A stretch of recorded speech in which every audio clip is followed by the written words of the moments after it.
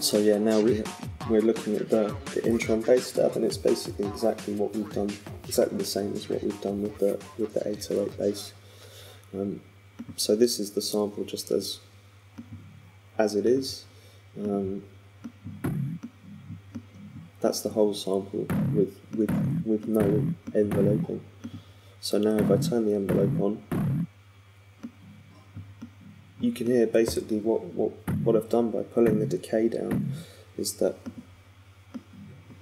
it basically kind of makes the sound shorter in a way. You've still got the hit from this little wave here basically shows exactly what the envelope is doing.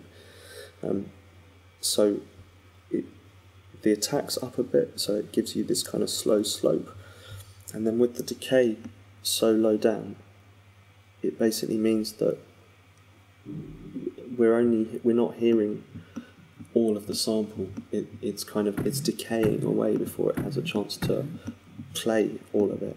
And obviously this was the way that I got it to sound more stabby and less like just a long kind of bass hit. So that's really important for that sound.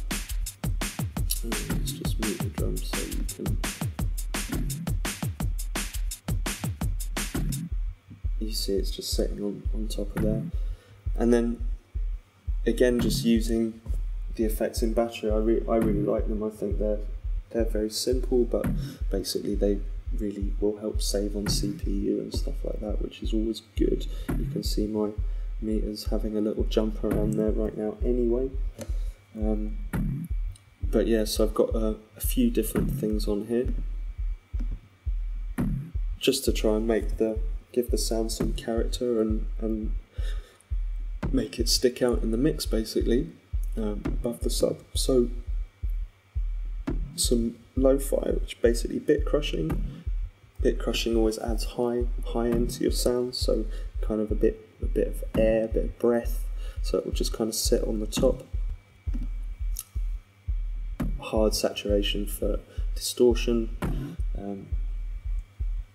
You'll notice that I'm coming back to this again and again and again. Basically, distortion. It really, especially with drum and bass, it really helps. Makes your sounds fat and forward in the mix and kind of aggressive if you want them to be, which obviously fits the genre quite well. And then some filtering, again, this time using a phase filter, and this basically gives the sound movement, so every time it hits it's not sounding exactly the same, and that obviously makes it more interesting for the listener. Just going back to the placement of the sound here, if I can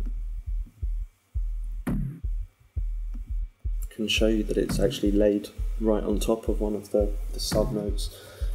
I mean, that's okay as long as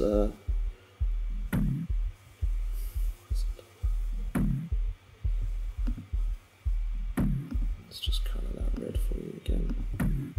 Depending on how you make it fit with your other sounds, basically. So I've got the sound from let's just check it without the. So now that's the sound as it was, just completely naked, if you like, from in the sampler. Now I've laid it over one of the subnotes, which isn't ideal, because you can see if we look at the analyzer here, each time it hits, there's a lot of bass information in there, and that's going to clash with our sub. So first thing to do is definitely going to be to EQ, to make sure that it's not going to clash with the sub at all. So now it doesn't matter that it's sitting on top of that sub note. It gives us the flavour of the sound that we want, and gives it more. I know you can hear it basically just sit on top of the sub, because the sub is just a pure note, you know. So we're just making sure that it doesn't clash with the sub. using the EQ, and then we want to give it some character, so then we bring on the distortion. And I really like camel fat. It just works for me basically, and I would say just mess around with it until you find a setting that you like. Camel fat's got this randomize button which can be quite cool. You can just have a flick through until you get something that you like roughly, and then kind of tweak it up. Maybe that's what I've done this time, although it looks like I've got a preset here, and I'm sure I've then just tweaked it up and basically got quite a resonant filter setting. If we just check without it, it's just, I mean, there's no distortion on here really, but we've got the filter, we've got the flange to give it some movement, the EQ just to basically, and the compression just to basically kind of control the sound, but also make it hit in the right areas, like frequency areas that we want it to hit in. So then that's that bass. Let's check how that sounds with the drums as well.